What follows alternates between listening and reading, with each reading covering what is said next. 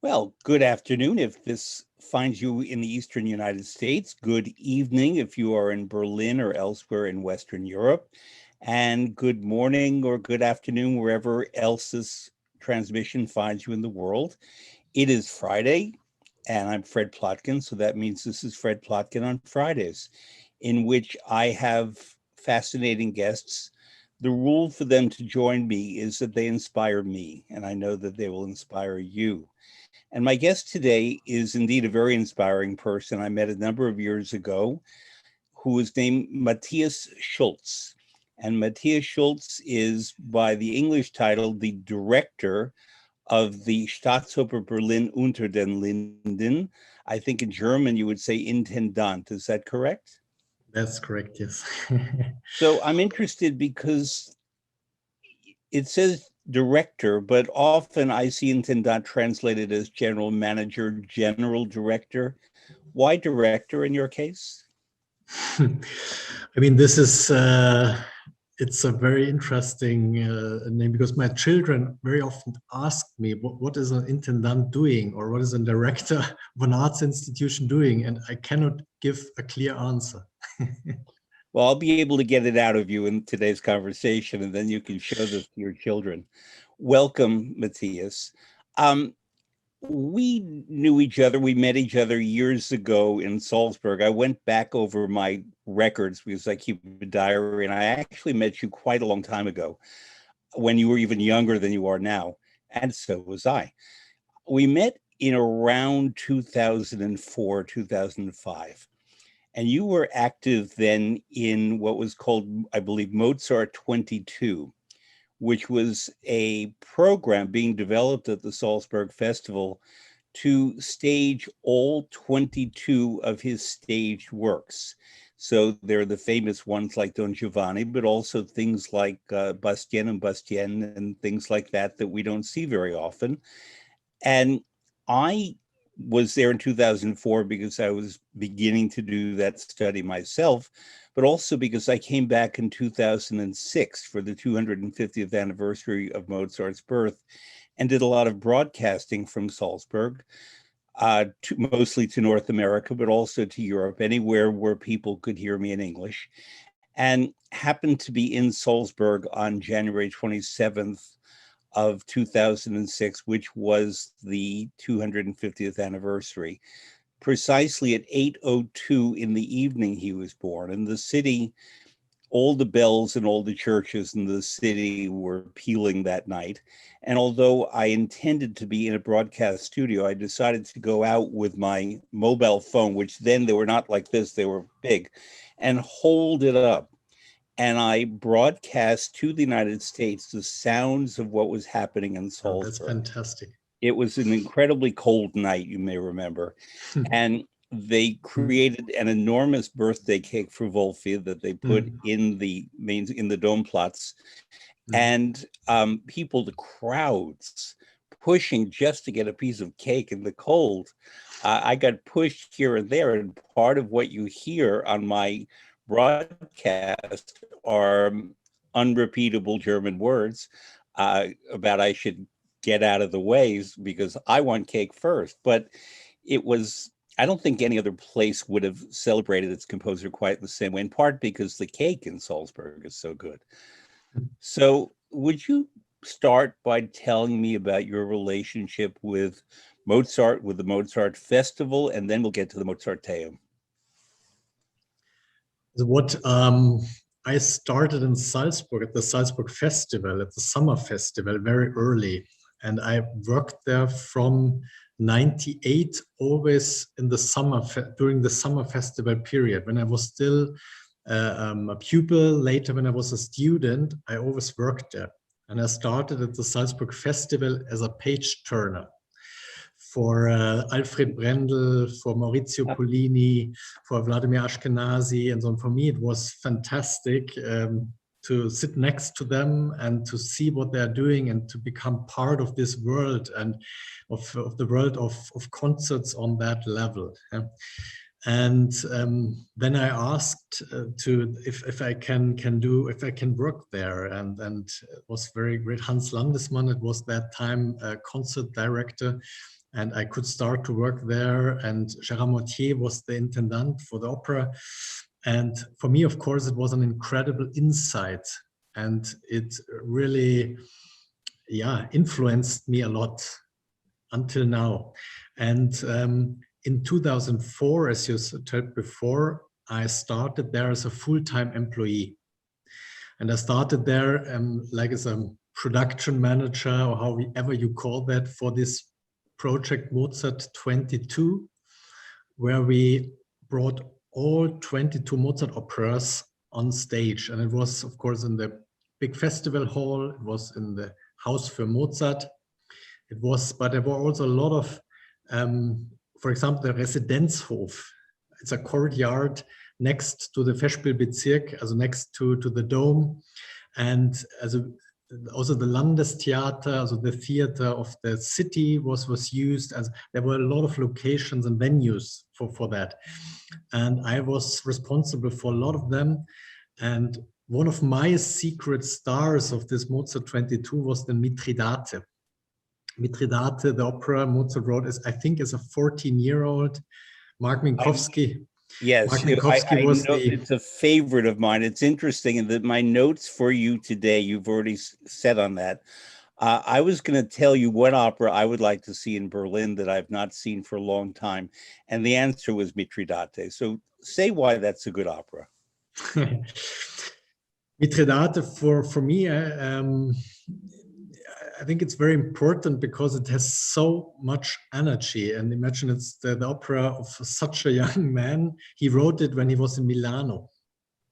And I think it's very strong. And what Mark Minkowski did with it, with his Mystica di Louvre, with his orchestra, they play, as you know, historic informed, and the way to do it, how every accompaniment is given a certain drive, a certain energy, sometimes played very rough, very flexible, and I think it was from Mark Minkowski and the Mystica di Louvre really an incredible way of playing young early Mozart. Yeah? Especially young early Mozart needs this kind of approach, I think.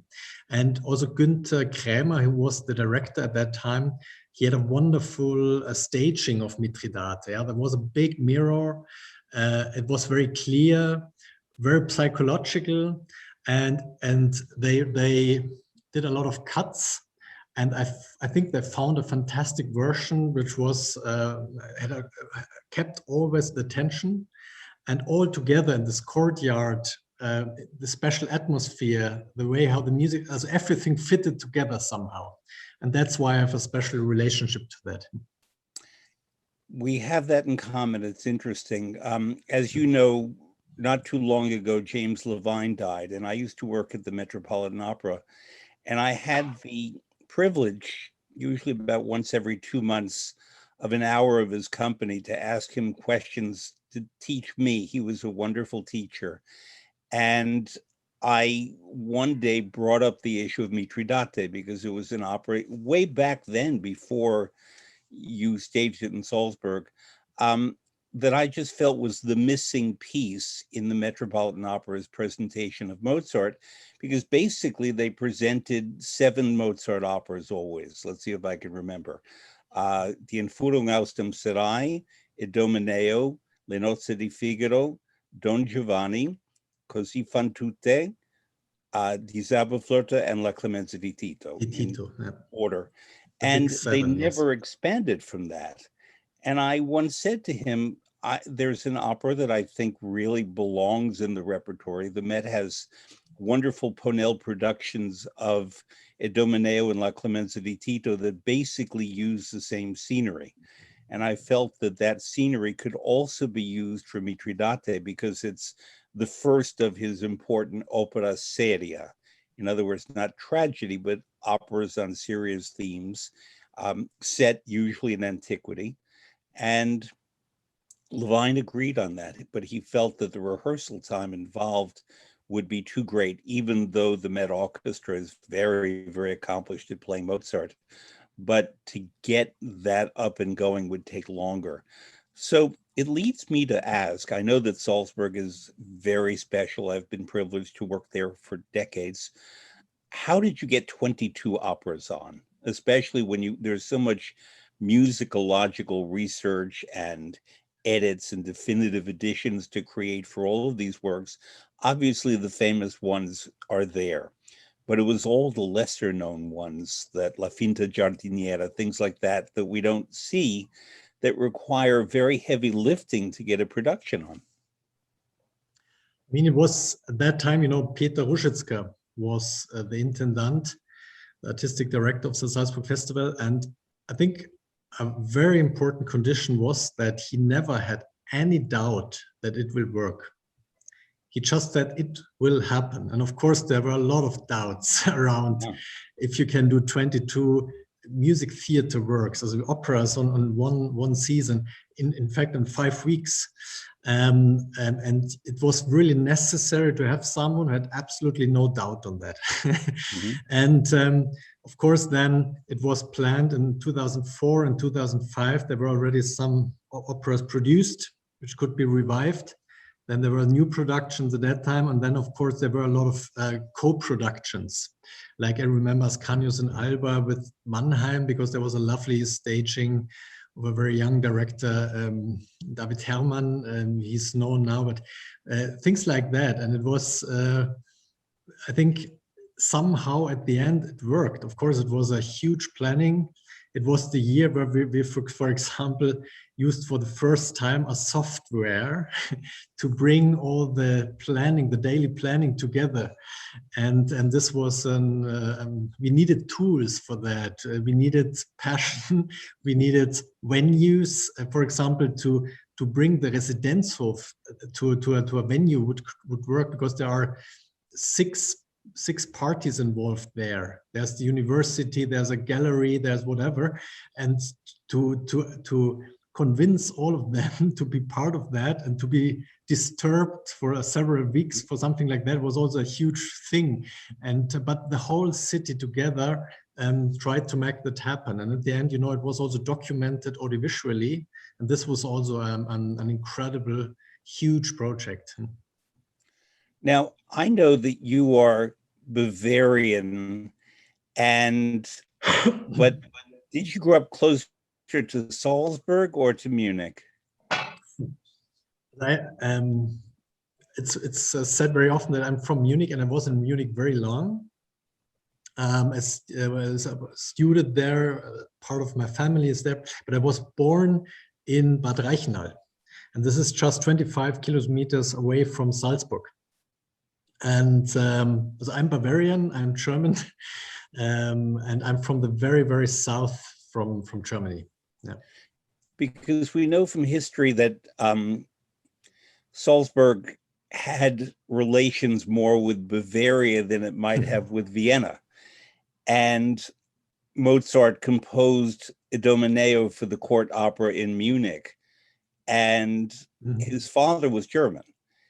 And the Austrians don't like to tell you that, but it's true.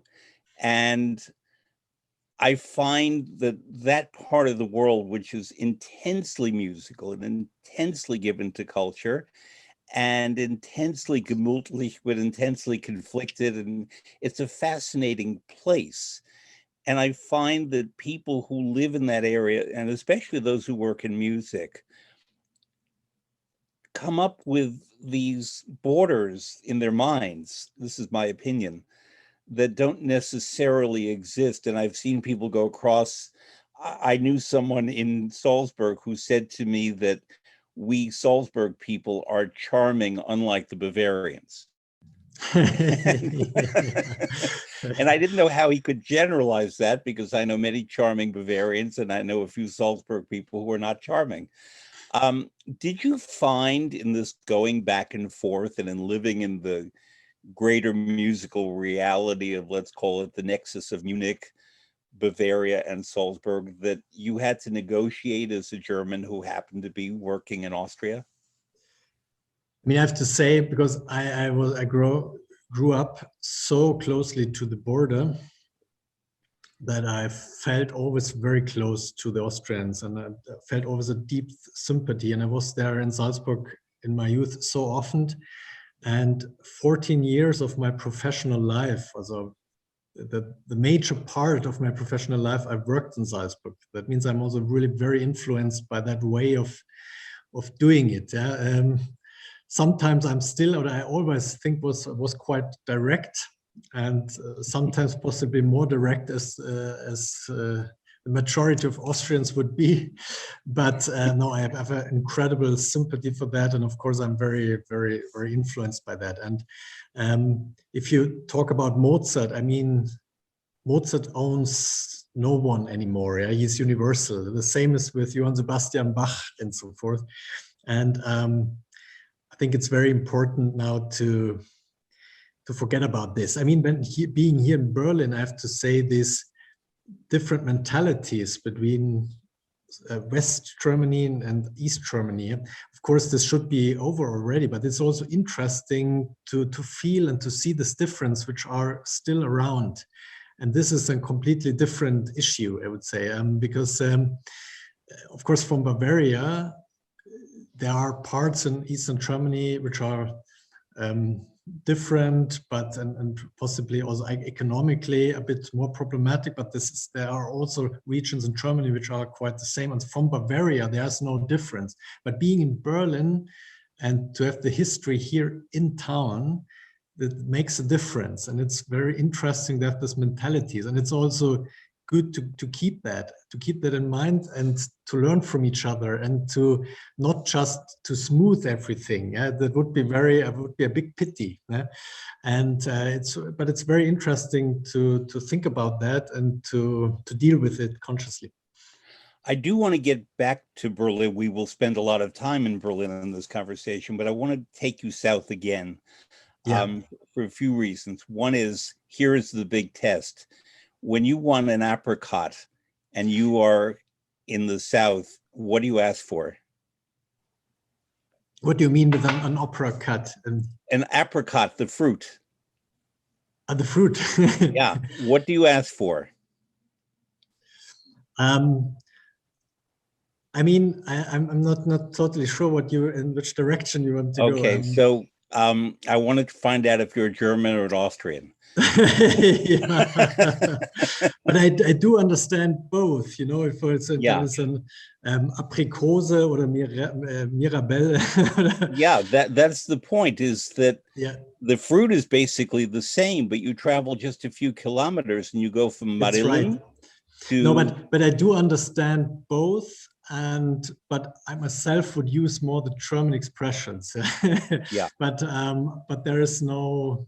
I do understand both. Yeah, that's important if you live there. Well, it's true, because it sounds like a joke question, but it's serious, because we have to remember the history. Yeah. And I'm an outsider. I do speak some German, but I know that in Austria, it's one of my favorite things in the world are apricots. And I try to get there in June and July when they are their best. The music is great too, but I go for the apricots. But in Austria, it's Marillen. And in Munich, it's Aprikosen.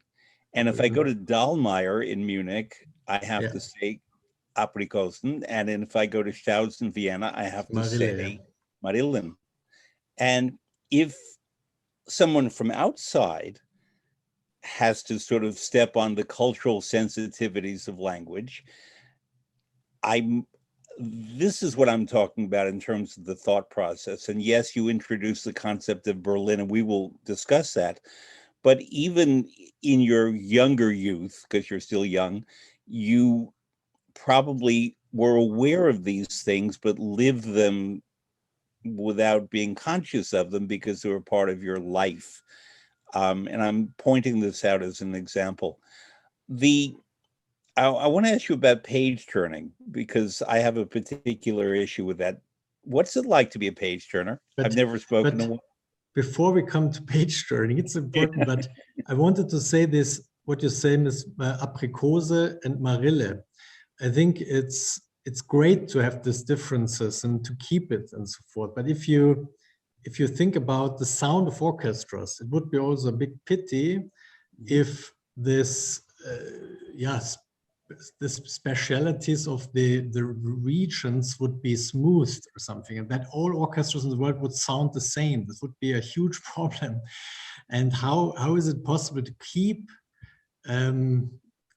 this, the special sound of the Vienna Philharmonic, the special sound of, let's say, the Staatskapelle Berlin here and so forth, but without being intolerant, without discriminate anybody. So, but so that there is a diversity of sounds, a diversity of culture, but that means at the same time you have to keep values in your region, and this is sometimes very difficult to achieve.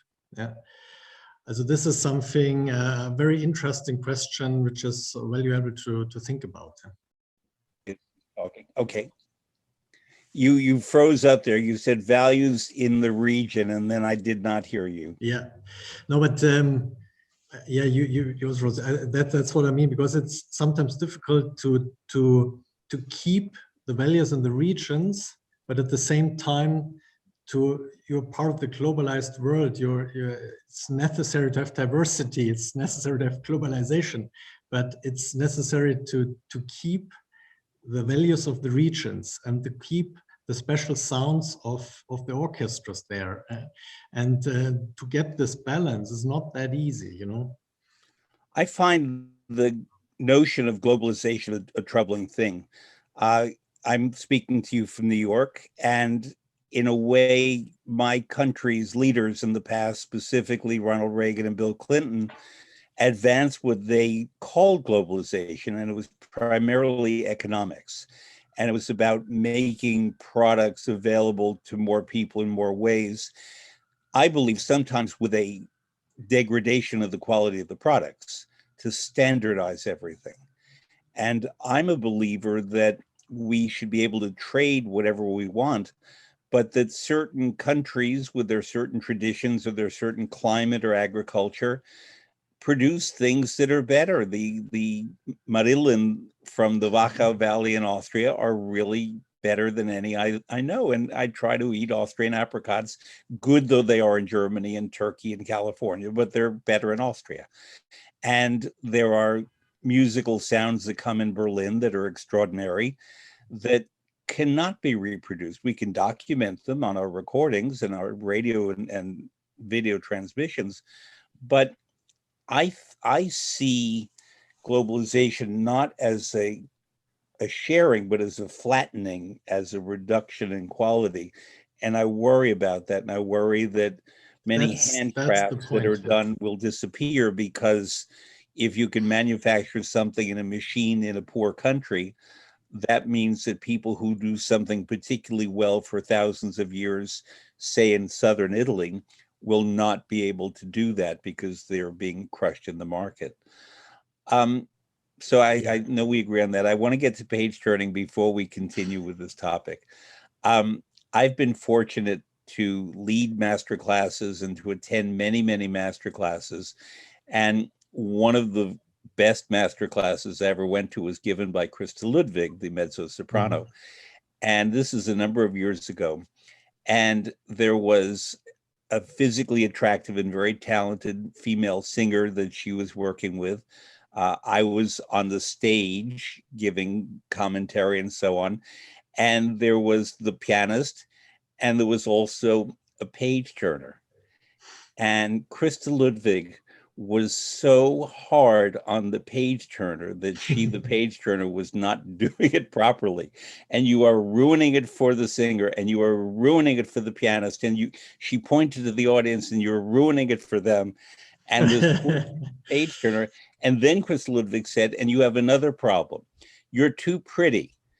And she turned to the audience and she said, you cannot have a pretty or a handsome page turner, because then the audience will look at them and not at the singer.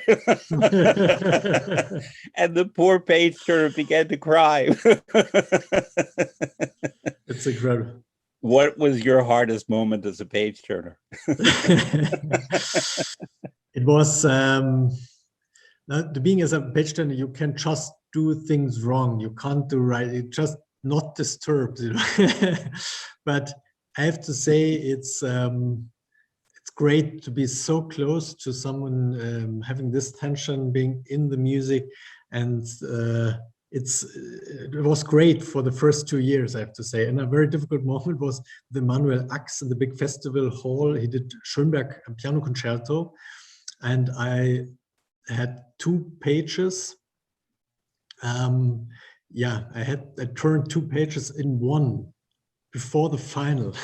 And for God's sake, he was able to, you can hear me, I hope, because you were frozen again. Yes. And I had two pages in one, and of course it was a problem for him because it was right before the final. But somehow he managed himself to put it back, and it was fine then. Otherwise, I was lucky the rest of my page turning career that nothing difficult happened.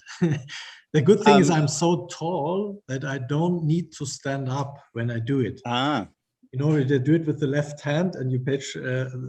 You don't disturb him because you're far enough away, and it's not necessary to stand up. And I think it's very, not very seen. You know, it was very good. I know that you turn pages for Alfred Brendel, and I don't declare publicly my favorites because people quote me and so on, but let me just say that one of my very favorites is the pianist Alfred Brendel for his playing. I judge my favorites by how they awaken me to particular works of music that I now love. So I'll give another example. Grace Bumbry.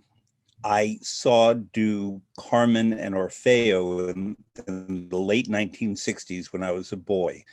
And I'd actually seen Carmen and Orfeo before and found them very boring. But when Grace Bumbry did them, I completely awakened to what these characters were. And similarly, Alfred Brendel awakened me to vast amounts of music because I connected with the way he played. So I know that you studied classical piano. To sit next to someone who's not only famous, but he's also very charismatic in his quiet way. He is a brilliant pianist. He's also a brilliant teacher and a brilliant communicator. And he has a sort of British sense of humor, even though he's from Austria. And what did you get from Alfred Brendel in that experience? So Alfred Brendel is for me very important. As if I had an idol, if we say that in German, you know, then I think that's the one I can say was very important for me, because when I was a student in piano, to hear all his Beethoven, his Schubert, he opened for me the complete world of Schubert, which is now so important to me. I turned the pages for Winterreise with Matthias Görne. And all this was for me very, very important. And I felt very privileged that I had such a close contact to him. And we spoke from the first moment, yeah, and we met since then regularly. Later in the Mozarteum, when I was artistic director and CEO of the Mozarteum Foundation, I were able to give him the Golden Mozart Medal. And I felt very privileged that I really had now kind of a friendship, a real contact. And he's such the way he's so human. He's so, scurril, as we say in a good way. You know, he's writing these poems, and he has such an incredible approach to arts, incredible approach to other people, to other artists, to colleagues. And this is really very important to me and to my life. I did not meet him until 2012, which is late because I began working in music in 1972 as a baby, and not a baby, but as a very young man. And I was a visiting scholar in residence at the Verbier Festival, and he was leading master classes. And my only request to the Verbier Festival was that they not schedule my classes and lectures when he was teaching, because I wanted to go learn from him. And they made that accommodation for me. And he's a brilliant teacher. And he does not hog, in other words, he does not take over the student. Yeah. And when they sit at the keyboard, when they would together, you could feel Brendel's touch on the keys being different from the student.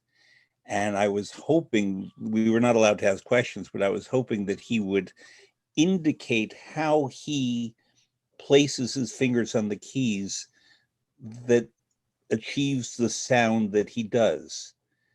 Do you have any idea about the way he touches keys that might be distinct?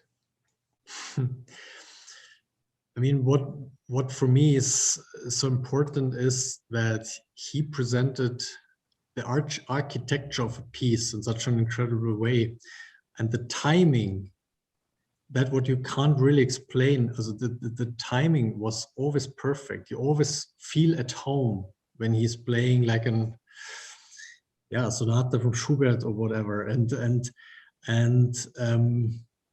the way how he's giving every tone his sense, and a harmony as a horizontal and vertical.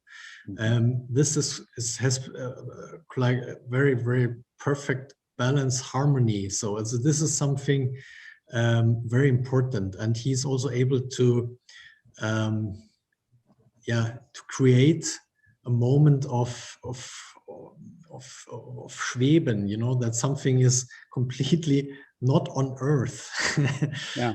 This is also something I'm very impressed how he's doing it. And he was, you know, he suffered a lot from his own way of expressing everything in his face. Yeah, when he saw himself, he was always frightened about that. Mm-hmm. But at the same time, it's great to see that how deep he is in the thing, as he cannot be relaxed. And why should he? And this is also very interesting to see that he lives what he is doing. He's not pretending anything. That's very authentic. And that's also part of his secret, I think. I agree with you, and that's very perceptive. I was, because I love his artistry and I respect him as a man, though I don't really know him, I was sad to see when he announced that he was retiring. And the question that it raised for me is, it's different for singers, of course, than from instrumentalists and conductors, but you don't have to name names, that's not the idea, but the concept of when a musician should stop or change is a very delicate thing. And if a musician, usually a singer, may say to me, what do you think I should do? I will have an opinion, but I will tend to push the question back and have him or her talk about what they feel. Sometimes it's a lack of confidence in performing. Sometimes it's exhaustion. It's many things. You deal with artists all the time in a very important executive position.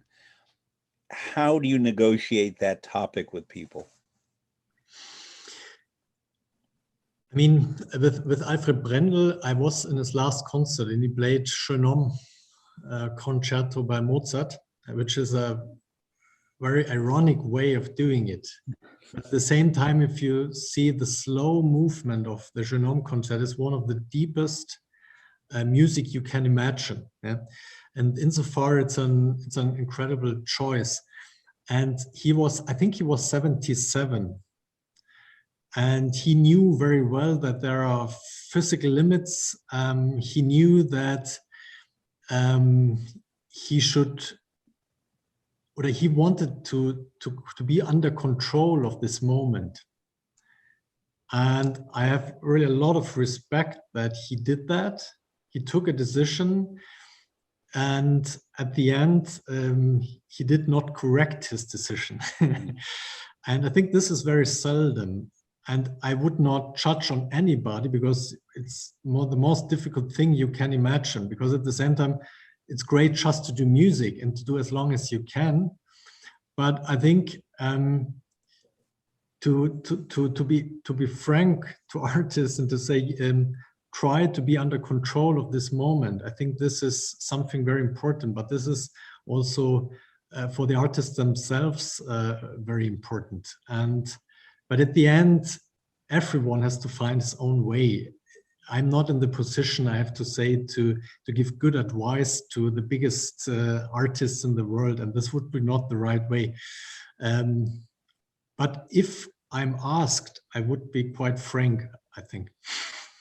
Let's say, though, that you privately feel something. I certainly am not asking you to name names. That's not the point here. But for us to understand your thought process and the values that you possess, if you're aware that an artist is not doing something as well as he or she did in the past, but may not be able to offer something new with that work. Let's say that it's a role that a singer has done for 30 years, and she may not have the freshness in her voice that she once did, but she brings a lot more insight to the character. Yeah. A lot of times we want to keep that person. As listeners know, I ask my guests to give a list of performances that they particularly like from the Adagio catalog. And one of the performers that you selected was Elizabeth Söderström, an artist I loved, the Swedish soprano as Jennifer. Elizabeth Söderström continued for a very long time. And she said to me, I know that my voice is not what it was. And I know that I sound dry in certain parts, but I don't necessarily have to try to be perfect, and I don't have to try to be what I was. I try to be something that I now understand and can communicate, so that her late performances as the Countess in Le Nozze di Figaro and the Marshal in Rosenkavalier were vocally here and there, but dramatically and sentimentally, they were magnificent. And I was glad that companies continued to engage her. When you think of an artist, don't name a name, but if you think of an artist where he or she maybe should transition to a different aspect of a role or repertoire or so on, do you bring that up? Do you propose roles or repertoire that you think might be positive for that artist at that point in her life? I mean, what you said before is important, I think, because experience can be a great value for a great performance. And if an artist is intelligent enough to use that in a good way, then there are more or less not huge frontiers to continue and to give something to the audience. Yeah? And if you see a great artist, there's also a big projection, you know, of remembering something, of respect, of special, the special way he's still doing it. And this is something which can be so rewarding and so great. And this is very important to say that, as you said, experience is something which can be a great value. Yeah? Of course, especially for singers, especially for sopranos, because you mentioned great soprano. Especially for them, it's very difficult because they come to an age very early, where, for example, their voice is not in the same position on all, in the height and the depth, and as its beginning of the career, and they have to deal with it, and they have to find a good moment, for example, to come from a lyrical soprano to a more dramatic one. I think this is one of the most difficult artist transition you can imagine. And for some sopranos who are absolutely number one or number two in as a lyrical soprano, possibly they are the number 10 or 11 as a dramatic soprano, which is still fantastic, but which is not the same for them, because they still they want to be number one, number two, number three, and also for them to accept that they are still fantastic and still can do music on a great level. To balance that is not that easy. Yeah? And but I think the only thing you can do is to be frank and to talk a lot. There's an example that you bring to mind, and I will say her name because she was public about this. The American coloratura soprano Roberta Peters, who began her career very young in 1950 or 51 at the age of 19, and stepped in at the last minute and had a big success, and was around in the time when recordings were done of everything, and she appeared with Richard Tucker, Robert Merrill, and a lot of these American singers, and then went to Europe, including Salzburg, and performed a lot of Mozart. And Roberta Peters was a very pretty woman and very athletic, and she wonderfully conserved her voice.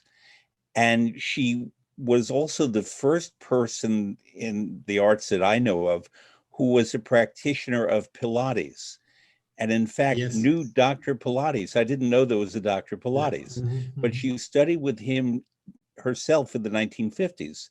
And so move forward about 35 years, and she was around 60 and still very beautiful, perfectly physically fit, in better physical condition than most people half her age, had all of her notes, had all of her technique, had all of her knowledge, but the voice remained where it was. She did not transition to a more dramatic or even heavy lyrical. There was never spinto, and therefore she looked great. Everything was great, but they did not want to give her Gilda at the age of 60 that she'd done at the age of 25, because they wanted to give Gilda to other people.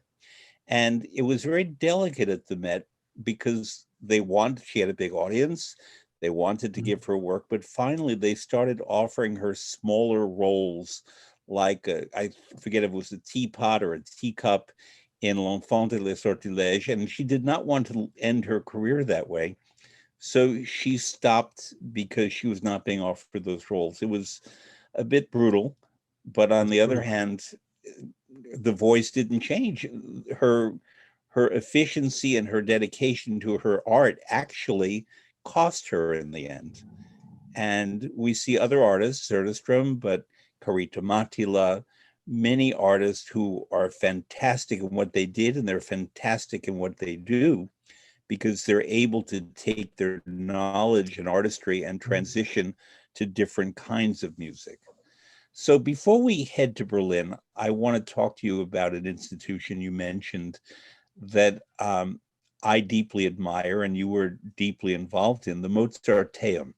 Would you talk about the Mozarteum and its role in the city and in the world of music? For me, it was a fantastic experience, because I just changed the riverside in Salzburg, from the Festspiel Festival area to the Mozarteum Foundation, I have to say. And the Mozarteum Foundation has this fantastic concert hall, Mozarteum. And of course, the Mozarteum Foundation has the museums are part of it, also Mozart's residence and Mozart's birthplace. Then there's a science department that they do the digital Mozart edition. And then we do have the concerts or the artistic part of it. And of course, the international heart of the artistic activities there is the Mozart Woche, which is always around Mozart's birthday. You told about that, and it's always in January. It's cold, special atmosphere, but it's a great atmosphere because the real music lovers are going there, and we always try to have one opera or a music theater every year, to have also a contemporary composer involved, and to have another composer who's challenging Mozart at that festival. And this was a great time. I did 5 years of programming there before I came to Berlin. And for me, it was also important because I was for the first time at the top of a cultural institution. And to feel all the forces when you are there, and there's the board, there's the public, there are the journalists, you have the staff, and you have to build the cake. And you are not in a protected area of it. You have to build it, and you have to develop the frame. You have to develop the institution. You have to find partnerships, sponsoring and all, which is because everyone thinks it's just calling great artists, having dinners with the best artists, and that's it. And to do this job and to start from zero, and for me, to start from zero means to do programming, to do which is really rewarding, means that you have to have the conditions for that. You have to have a developed institution, you have partnerships and so forth. And for me, it was very, very important to be in this position and yeah, to develop all my skills in that area. At the same time, if I may continue, is for me, it was also very important to see this incredible values. If you see the handwritings of Mozart, and if you see that people are in front of a handwriting and to see the emotional reactions, so this desire for something authentic, that's was for me, I thought a lot about that, because it's, I think the more digitalized our world is, the more is the desire for such values and for the aura of handwritings of Mozart, for example. Yeah? And this gives me also great hope for the future of this authentic art forms, also as opera. Possibly in this anachronistic approach is somehow a future value, you know. And this is also something which is great, that you have an institution with such a tradition, where you take the best out of it and to bring it into a modern surrounding. And this is one of the most rewarding things you can do. And therefore, I would add, we have to understand the past. There are many people who reject the past or who reframe the past for their own benefit.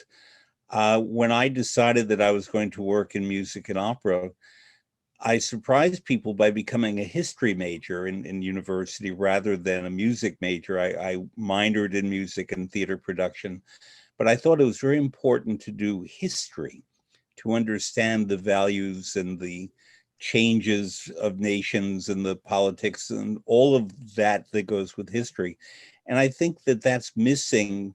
I can certainly generalize and say it's missing from opera directors. I don't mean directors such as you, I mean mise en scène, people who produce opera on the stage, because they create not just a concept, but they have a very thin gloss on the historical underpinnings.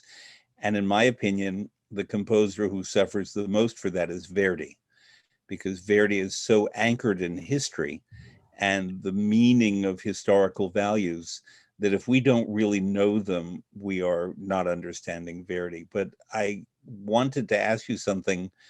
There's a place I love in Salzburg. You were talking about the Staatstheater. Nearby is the Marionette Theater. Yes. And I love the Salzburg Marionette Theater. There are others, good ones in the world. In Milan is one, and Amsterdam is one. There are others, but those I would say are the big three. And I, for decades, when I go to Salzburg, I always go to the Marionette Theater because it's a different kind of theatrical expression that happens because it's Salzburg to capture the spirit of Mozart, occasionally Handel and other composers, but especially Mozart. And it's so geographically close to the Mozarteum. Did you, in your role at the Mozarteum, ever have dealings with the Marionette Theater? A lot. My office was next to it, and the Marionette Theater rented the venue from the Mozarteum Foundation. The Marionette Theater is owned, the space is owned by the Mozarteum Foundation, and insofar I was a lot in contact, and it was for me, as you are saying, it's a very, very special form of expressing theater, and the way how they did operas is fascinating, because they have to make it simple, but they always find the best way for doing it.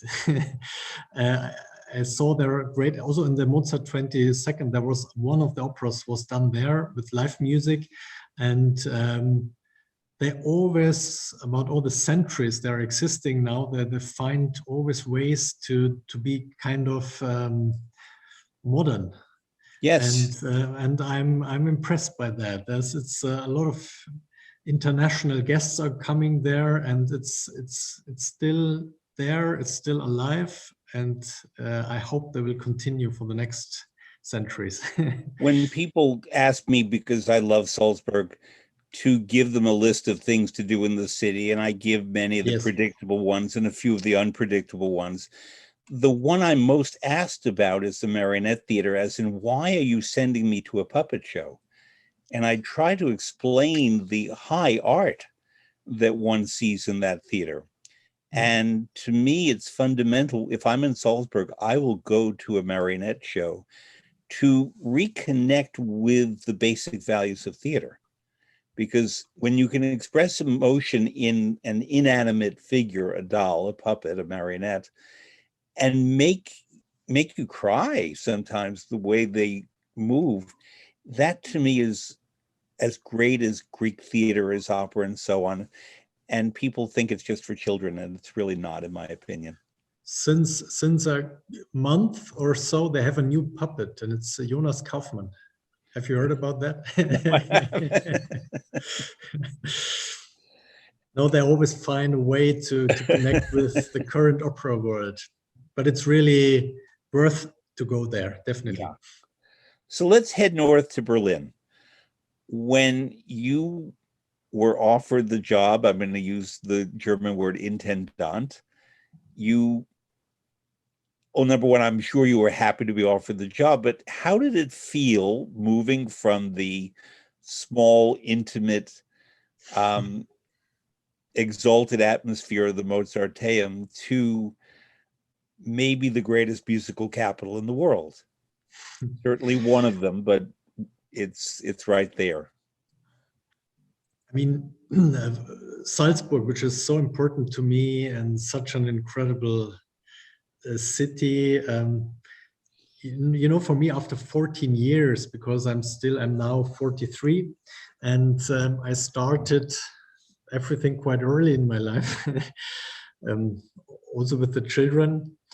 And I have to say that, no, to come to Berlin and to go into a capital like Berlin was a very important step for me, of course. And I think after this 14 years, to be part of a new surrounding, and also this capital effect, that you have the whole society is somehow represented here in Berlin. As you know, there's all countries have a representation, all companies do, and there is, of course, an incredible diversity in that city, and it's, you can, for every day you can find something new. Of course, there's a huge competition because it's really the capital of culture in a lot of ways, because there are 3 opera houses, further opera houses, you know, like for youth, for experimental theater and so forth. There are a lot of theaters, 7 incredible symphony orchestras, and so forth. So you have 65, also a whole year, 365 days, 24 hours, you can have something on a very high level. And this is unique. And this is, I think, one of the biggest values Berlin have. And to be part of this world, of this structure, and also with this history, you know, and we talked about this before, because there's still something to do, that everything comes together in a good way without smoothing things. And to be part of that, and to develop an institution in that surrounding, an institution which also was renovated for 7 years and reopened in 2017. Of course, this is a big challenge and a great challenge. So I wrote down some statistics about Berlin because I want our listeners to understand the scope of what we're talking about. You mentioned the number of opera companies. The 3 big ones are the Staatsoper Unter den Linden, the Deutsche Opera on the Bismarckstrasse, and the Komische Opera. And we'll get back to those, especially your company. But there are 1,450 enterprises in the music business in Berlin, 11% of all of Germany in one city. Even before the COVID pandemic, the Senate of Berlin gave to the city of Berlin for culture 600 million euros for culture in the city. In March of 2020, the Berlin Senate gave 100 million euros in 5,000 euro grants to freelance workers and small businesses in the culture sector, and another 300 million in loans to hotels, restaurants, and culture and commerce. In other words, to keep the arts community together in a time of pandemic. This value system of Berlin has existed well before our current pandemic crisis. It has always been a part of the city. I'm a New Yorker, and in the United States, the average amount of money given per citizen for the arts is about the price of a postage stamp, about 50 cents.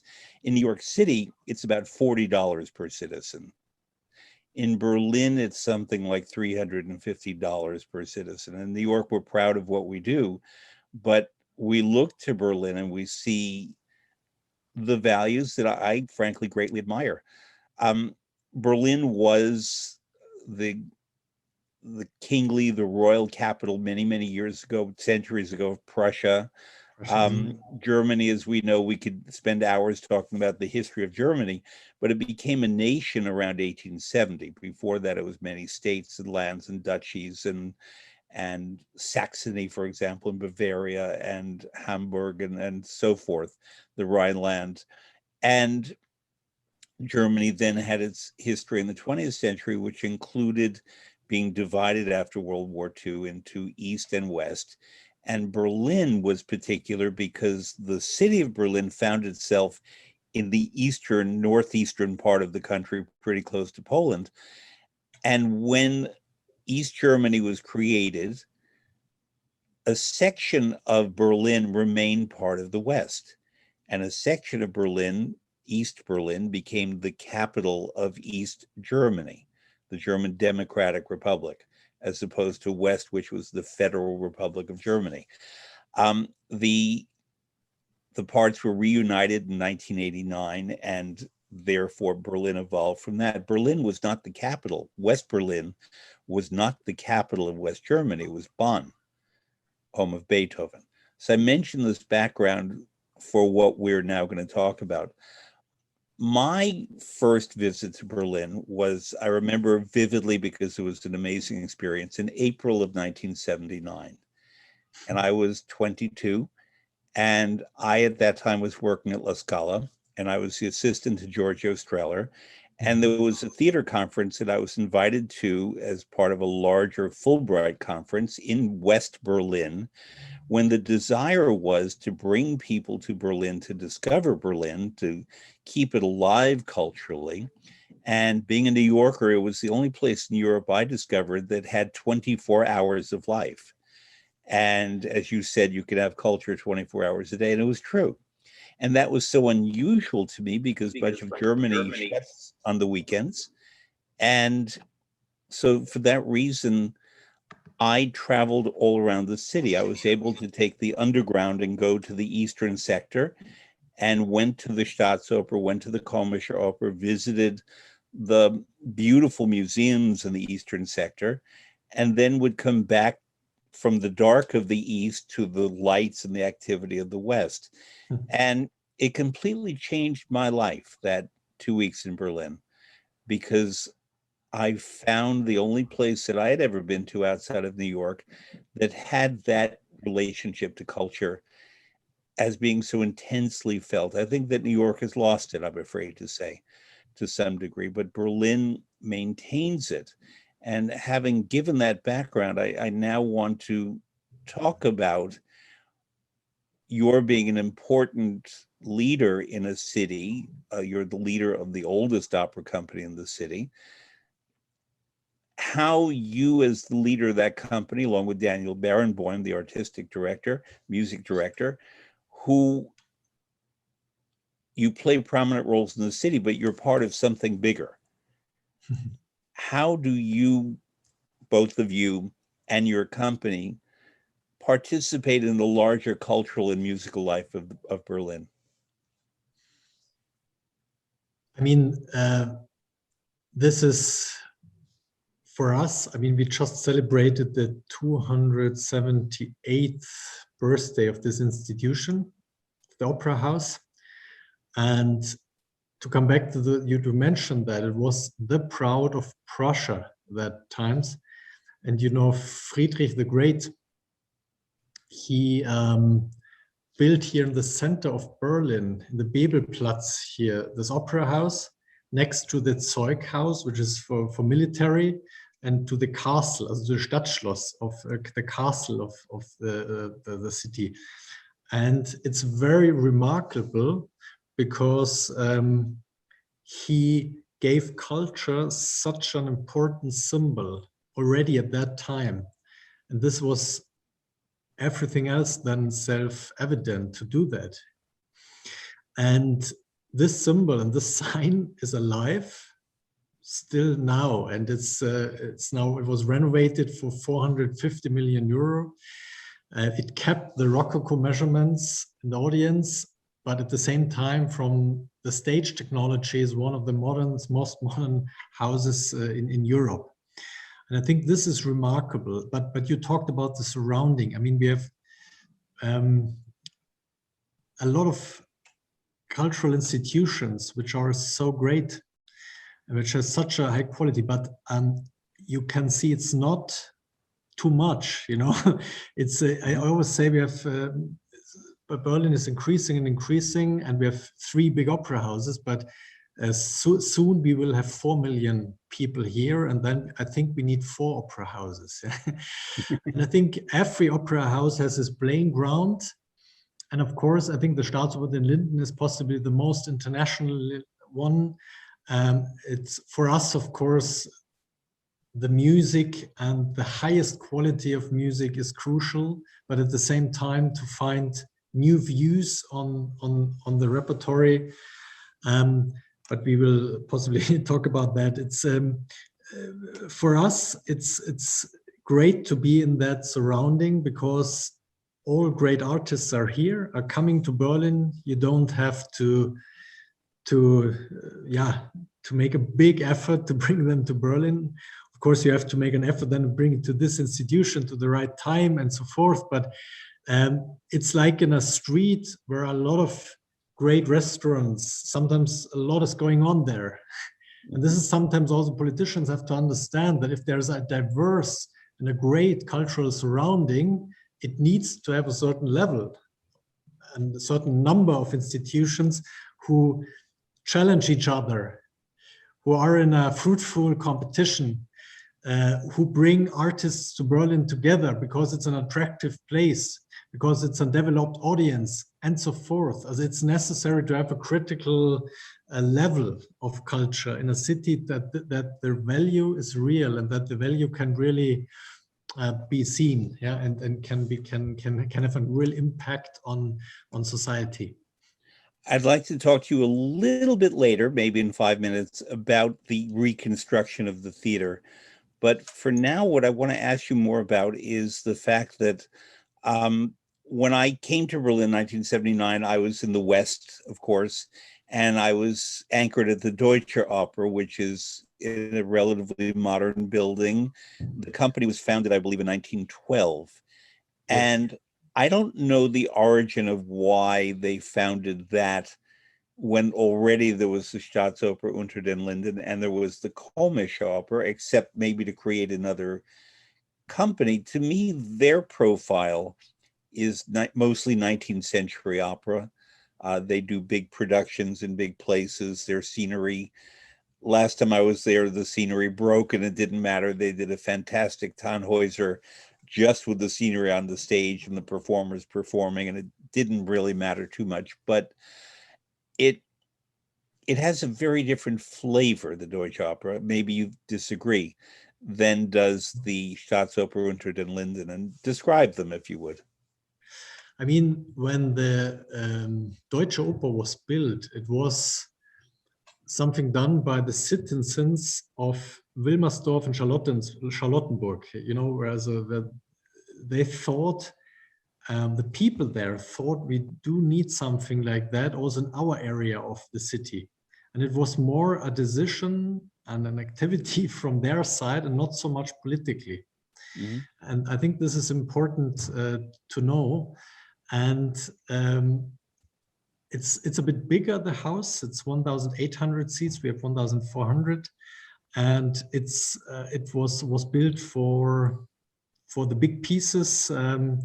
And I think after the wall was built, it became even more important, because then Berlin, they wanted to show that we have, there was real competition on a different level, I would say. And now we are together under a common roof. It's the Opera Foundation of Berlin. We do have common workshops, and there is really a let's say a friendly competition but a partnership as well. But I think it's important to understand how it started, and I think there is enough playing ground, as I said before, for all of us, and it's great to have them here. And of course, there's also the Komische Opera, which began sort of as operetta, but in recent years, under the leadership of Barry Kosky, has done wonderful productions that I've enjoyed, and they've introduced repertory that has not been seen much, and it provides a wonderful additional leg to stand on for the chair of Berlin music. But is there communication among the three companies on issues such as, we are planning a new Traviata, we are planning a new Zauberflöte, or does it happen completely independently and then you discover that you have La Traviata on the same night? No, there is a coordination, because Barry Kosky, also a great colleague, and my colleague from the Deutsche Opera, Dietmar Schwarz, we meet regularly in meetings of the Opera Foundation, but we also meet besides from that and do have lunch all 6 weeks or something. And we try to avoid that pieces from the core repertory, if someone is, for example, doing Magic Flute or Carmen or something like that, that this is not done 2 seasons before and after. Okay. In other opera houses. If this is not of the core repertory, we try to have even 5 years in between. And so we give us certain rules, but it can be also that there are exemptions from that, and that we do the same piece at the same time, but this has to be done coordinated, and it has to have a reason, so that for people coming from outside, from opera lovers from the whole world, that it makes a reason to compare or whatever. And this is something which works quite well, I have to say. I mean, the Komische Opera is a bit on a different ticket anyway from the repertory and so forth. And also from the Deutsche Opera and the Staatsoper, I think there is so a rich repertory that this is possible to coordinate. And this was never a big problem. Not a big fight on pieces or something like that. This is not true. There was a big discussions about the ring, because the Deutsche Opera is doing it now, and Daniel Barenboim wanted to do a new ring as well, and this will be done now in 22 here in our house, the same year where Daniel Barenboim will be 80, and I think this is a great moment for that. And the Deutsche Opera is doing it currently. Yeah? They of course are suffering from Corona as well, but they are doing it. Yeah? They did Valkyrie already. They are planning to do Siegfried now, and there was a big discussion about that. Is it really needed? So, but this is, it can be also seen as a quality, that's something like from the core repertory, which is such an incredible music, which is able to find different views on it. It's also great. Where can you have that? To have 2 rings in the same city on that quality. I mean, this is something great. The last time you and I were actually physically together in the same room was in April of 2018.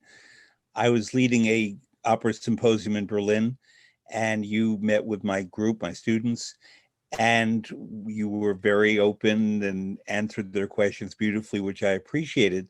And one thing that I noticed, I don't recall if we discussed it, was that at that time, the Staatsoper Unter den Linden was doing two versions of Die Zauberflöte, the Magic Flute. Talk about that and why you did that. Indeed, we did a new Magic Flute and kept the old one at the same time. Yeah, the old one is yeah, an August Everding Magic Flute. It's a jewel in the history of the Staatsoper, and you always can show it, and we always will show it. And you know, there's also this very important picture from the Magic Flute with this The sky, with the stars and so forth, yeah, which became iconic. But at the same time, I think Magic Flutes is also one of these pieces where you can have different approaches. And we talked about the Salzburg Marionette Theater. And the new Magic Flute has this concept of that this is like a Marionette theater. And we are using the new technology with a flying system. And at the end, you can see the children are playing the whole piece as a marionette theater. And I think that was a completely different concept. And, you know, the old Magic Flute was it was not a big success at the beginning, but it became one over the years. And also with the new Magic Flute, it's the same because it's so difficult from the technology side, but also from the concept, very special. And also all the dialogues are spoken by children, for example. But this at the end did stop a little the flow, and we are now working on an improvement on that. And already in the revival, it was perceived incredibly well, and we will continue with that. And I think it's great to have on such an important piece two different versions, which have something to say, you know. So here's an idea that I've never posed to anyone because I've never thought of it before. But in theaters such as the Met, where I used to work, and La Scala, where there's some government funding and corporate funding and private funding, Berlin, there's a different funding model. But typically a theater such as the Met will go to wealthy people, into foundations, and ask them to underwrite new productions. They will also ask them to give some money to remount, in other words, present again an existing production. But I don't know if any theater has ever asked a wealthy patron to, in effect, preserve for posterity a production. So that, for example, many people in New York would have liked Franco Zeffirelli's Tosca from 1985 to have been kept. I would have liked Giorgio Streller's Simone Boccanegra from the 1970s at La Scala to be preserved. In the late 70s, early 80s at the Met, Gunther Schneider-Simpson and Otto Schenk did a beautiful production of The Tales of Hoffmann that was lovely, but it physically fell apart. And I remember that the Met felt it would cost more to rebuild it than to do a new production. And yet these things are works of art just the way a painting is, a sculpture is, and perhaps some of them merit conservation, preservation, the way it sounds like you're doing with the Everding Die Zauberflöte. Would you ever conceive of certain productions that have universal acclaim or historic importance, of funding it to preserve them permanently, to be presented, but also understanding that we can create a new Simone Boccanegra, but we still have that old one to understand what Streller meant in his time? Yeah, this is very interesting. I can remember that we discussed this already when I was in New York, and we met there. Wasn't it the Eastern Festival when Karajan had birthday, who brought back a production directed by Karajan or something like that? Yes. I have to say, we have here in our theater, for example, the Barbier of Sevilla from Ruth Berghaus. This is also one of the jewels which is surviving. And I think it's very important to have some of these productions. You might be right that it's worth to bring back some of the very iconic, very important productions from the past. But for me personally, for me, for example, for me, it was very important to see Saint-François d'Assise in Salzburg in the 90s, which was an incredible production. And for me, it opened the complete world of opera of the 21st century. Yeah? And but I think it should be an exception. But you're right. I mean, opera is a new art form. Opera should be developed from the aesthetics. Needs to have new influences, also new technology from time to time, and you have to balance that. But you might be right that there are some productions from the past you should revive, yeah, and you should present again, and not always trying to make everything new, but to show from time to time valuable productions. This is an important part, and to find the right balance is in fact what we are doing, because we are doing 5, 6, up to 7 new productions per year, from Baroque opera to contemporary stuff, but also the core repertory like Mozart, Verdi, Wagner and Strauss, of course, are in the center, to give new views on that. And I think this is very important, but at the same time, we have always 20 to 25 repertory titles, which we bring back, yeah, which are from the recent past, but which is also in the case of Barbier, I think from a longer past. And this has to be balanced, yeah, to show the whole richness of opera. One more point about that, and then I want to get to the renovation of the theater. It's very important for listeners to know that when we talk about preservation of productions, we don't only mean the scenery and the costumes, we also mean the stage direction. For example, in the early 1980s at the Met, Jean-Pierre Ponel did a fantastic production of La Clemenza di Tito. And the original cast had Tatiana Troyanos and other people who Ponel directed perfectly. And Ponel died and other artists came and went. And what we see with that production is that the scenery and the costumes are the same, but the stage direction is a photocopy of a photocopy of a photocopy of a photocopy, in which Ponel's specific gestures and instructions that were connected to the musical notes even more than the words, that got lost. And so when I asked about preserving a production, I also mean the detailed notes of the original director. I guess you would agree with that, yes? I wouldn't say that there are still a lot of directors who are really able to deal with singers and to find these constellations.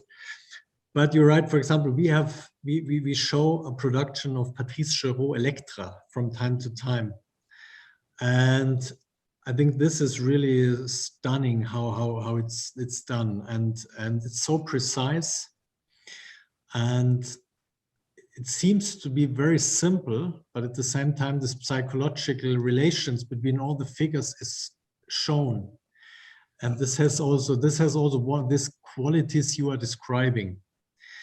And you are right that it's not easy to keep these qualities. You have to work on that, to have to find the right directors, and but at the same time to risk something. Yeah, it's not able to be part of a closed system. We have to find new directors, a new generation, and the new generation has also the right to do fail and error.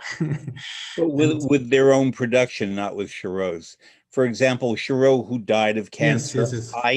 He staged it in Aix-en-Provence, but he rehearsed most of that production in Milan. And I was able to go to Milan for part of those rehearsals and then attend the performance. And the original cast was mostly the same except for the arrest. And Chéreau had ideas about each of the 6 serving maids, and that the 5th maid had a particular relationship and knowledge of Elektra, and it was played by the wonderful soprano Roberta Alexander, and that the texture, as you say, of those relationships of minor characters to the leading ones gave it so much more heft and meaning to me.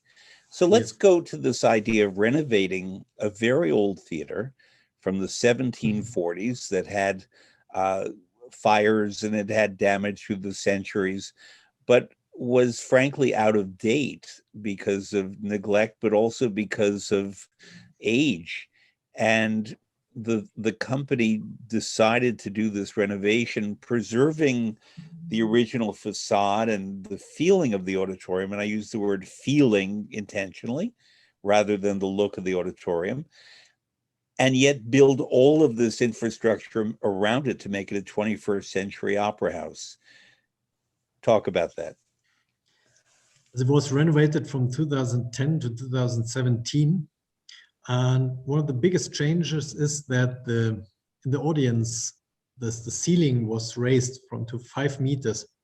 That means that the volume of the hall is 1/3 more than it was before. That means that the reverberation time is now 1.6 seconds instead of 1 second. It was very dry before. And you know, in an ideal concert hall, you have 2 seconds of reverberation time. But in an opera house, 1.6 is ideal because you need the perfect balance between development of sound and understanding of text. And this is a big change. It's also a modern element, the reverberation gallery, as we call it, and it fits very well in this theater. Of course, the stage technology is now state of the art. It has a 9-meter underground stage, and you have a lot of possibilities. We have now also an underground building which connects the opera house with our offices building and the building of where all the rehearsal spaces are. And this is all new, but you're right, it's they decided to preserve what is the audience and the outside of the theater. And I have to say, because it was, as you said, it was under fire in the 19th century. It was, of course, damaged a lot in the war. And now we do have kind of the fake of the fake. But it's done with a great substance. And the great thing here is that you have all the possibilities, because also the stage was extended and so forth. And you have all possibilities to do the big opera. At the same time, you can do also a very intimate thing, because there are just 1,400 seats, a bit less than that even. And it's a very direct way of experience opera. You are very close. It's a very dense atmosphere. And I think this is a huge advantage. Possibly you would not build it when you build it now with, I think, economically standards or something like that. But you can see the historic moments. It's still in the building and all the changes, and it's part of it. And it's not perfect, but it's imperfect in a good way. And this is something I appreciate a lot. I loved having seen it in the 1970s and then through the decades. When I came back to Berlin in 2018 and everything was ready, that I felt I was in the place that I had been, but that everything was better. And that when I came to see you, I found where your offices were, which I think was in the dance area before. And the fly tower, for people who don't know, fly is not this little insect, but it's the area above the stage where it's called the fly space. And there are ladders and walking up there. And it's where the battens, in other words, the rods that move up and down that hold scenery and lighting, bridges and so on, all of that is there, integrated so beautifully that I didn't notice the fly tower. At La Scala, they built one in 2004, and it's there, but on the eye, it interrupts a bit the antique beauty of La Scala. It's fine, and it makes for better productions there. But in Berlin, it's really integrated. How was that, an active decision or a bit of luck? I mean, to have this, this is really quite something here, these technological possibilities. I mean, also when we came back from the Schiller Theater, which is in Charlottenburg, in the West, back here, part of our technical department had to learn new professions. Mm-hmm. It's fully automized, and it's not so easy to deal with. But if you know how to deal with it, you a lot of possibilities. We don't say this to all new directors, otherwise we could not keep the budgets for the set designs, because theoretically you can build a complete new set in the underground stage, bring it up, and in 2 seconds you have a new world. Of course we use it, but it's really an incredible machine. And now your company, sorry, go ahead. No, but what you ask is, it's really, it fits very well into the house. It's somehow interesting. Of course, the dressing rooms unfortunately had to suffer a little. There's less space because of what we had to do for the staging, but it's it fits very well in the house. Yeah, it's because, you know, it's also from the outside. Yeah, it's such an incredible, beautiful house in the middle of this Bebelplatz, in the middle of such a city, which is an incredible surrounding. Yeah, it was the first freestanding opera house in Europe, because in that time opera was always done in castles or as part of you know, it was in a room in a castle or whatever, and it was the first freestanding opera house, and it is still incredible. The gray Bebelplatz, and where we do a Staatsoper für alle, also Staatsoper for all, an open air activity every year. It's a concert on the place, and then we transmit something from the opera house on the place, and about 60,000 people on such a weekend attend, and this is a big party for opera, for our house, and so, and this is great. Well, I read that, and I'm going to respectfully disagree on this idea of its being the first freestanding opera house, because Venice had several. Venice had several in the 17th century, in the 1600s, that were purpose-built for opera, where Monteverdi performed, and they were built for opera. They were not royal, because Venice was not royal. Venice was a sort of a democracy, and had a large middle class where people went to opera and paid for tickets. So maybe freestanding. Too fast with it. the first one not on a canal. Venice is off the continent of Europe, so on the European continent it would be cool. There's another whole element of your company, and namely regarding Daniel Barenboim, the whole foundation, the Barenboim Said Foundation, the role of education, the role of music for democracy, as I would like to call it, which is part of the Bebelplatz and part of the reality of the Staatsoper Unter den Linden. Would you talk about that? No, as you know, Daniel Barenboim is talking a lot about the importance of cultural education. And you know, there is the Barenboim Said Academy here next to the Opera House. It's also a new concert hall in an elliptic form. It's the Boulez Saal, and it's fantastic for chamber music. One of the best halls you can imagine for that. And there's also students, yeah, from the region and also from Europe. And this is very important. It's a space.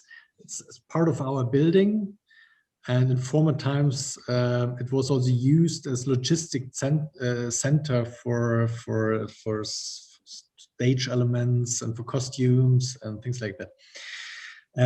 But also for us here in the Opera House, education and to be connected with music schools, to be connected with schools is very important, and to give impulses.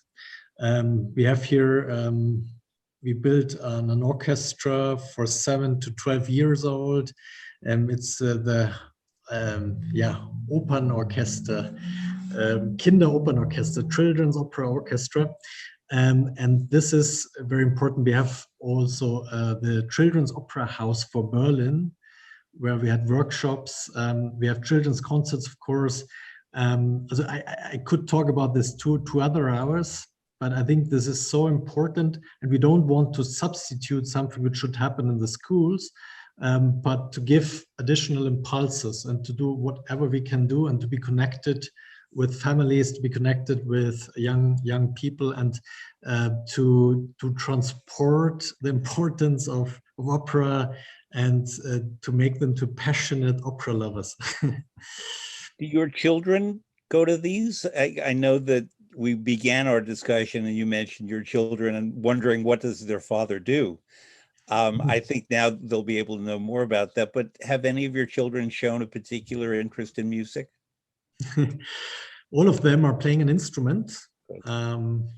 So I do have 5 children, and I do have a piano quintet. Also it's cello, violin, viola, and piano.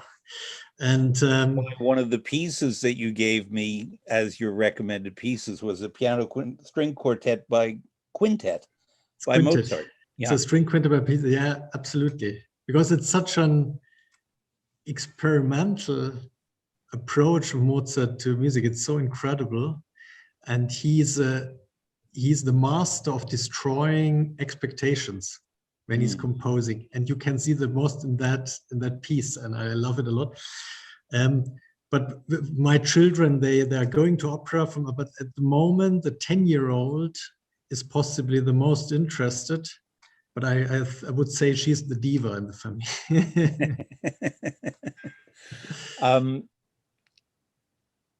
I want to conclude, because our time is coming to an end, by saying that you really are doing very inspiring work.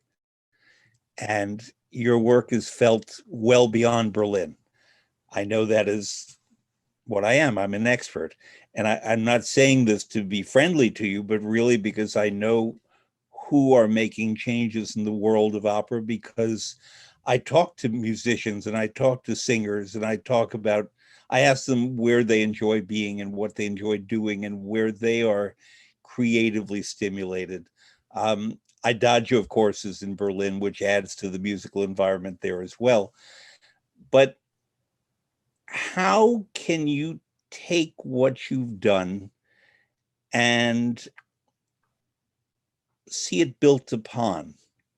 Because you began very early, you studied music, you turned pages, you were exposed to the Alfred Brendels and all the great Mozart figures and the administrators in Salzburg at the festival and the academic side in the Mozarteum. You're 43, and there's a lot more that you can and will do, and I'm not asking you what will that be, because that's up to you. But how can you replicate and maximize your knowledge and experience so that it reaches more people, like throwing a stone in water so that the ripples come out? Oh, that's too much honor, but thank you very much. I try. I like to be in a position to enable something and to give the right frame for artists so that they can do their best. And I'm very passionate with this, and you need this kind of missionary, how do you call it, approach? Missionary? You want to say, can't you hear that? It's so fantastic, it's so great. And even if you don't know so much about music, about opera, you can experience something great, something important. And to say it a bit in a naive way, I think a society who can bring something like opera into the center of it is a healthy society. And we on our side have to show that this is not a closed system, that this is something for everybody. And we have to find ways that this is accessible. Accessibility is something very, very important. And to work on that and to find ways how to do it and to be perceived in a good way. This is difficult, but it's an incredible challenge, and I have a huge motivation for this. I look forward to the day when I can get on a plane and come see you, and when you can get on a plane and come see me. And in the meantime, thank you for all that you do, and thank you for this conversation today. Thank you, Fred. It's always a great pleasure and very much looking forward to seeing you and to come to New York as well. We'd be glad to have you. One more thing. The Berlin, your company has a friends organization. Yes. Talk about that. I get emails from them all the time. What is No, the friends? the friends are very important. They do exist more than 20 years, and it's a very important basis for us. And there do always exist American friends and friends here in Berlin, and they have a special program and they have special access. And for me to be in tight contact with them is very important, yeah, because it's that are the people who are multiplying in a good way what we are doing, and of course you can be part of it. It's not so expensive. Very good. Keep up the good work, and my regards to your family and to all of your staff in Berlin. Thank you very much, Fred. Thank you. See you soon. Very good.